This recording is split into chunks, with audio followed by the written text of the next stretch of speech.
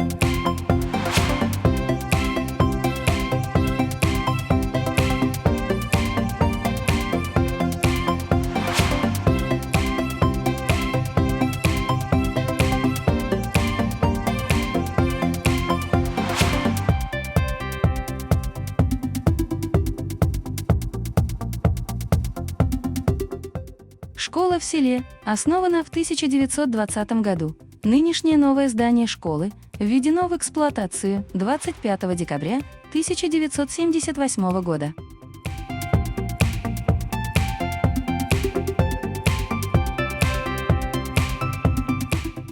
В здании сельского дома культуры находится администрация сельского поселения, Калининский сельсовет, модельная библиотека, музей писателя, журналиста, общественного деятеля Ахунзянова Тагира Исмагиловича.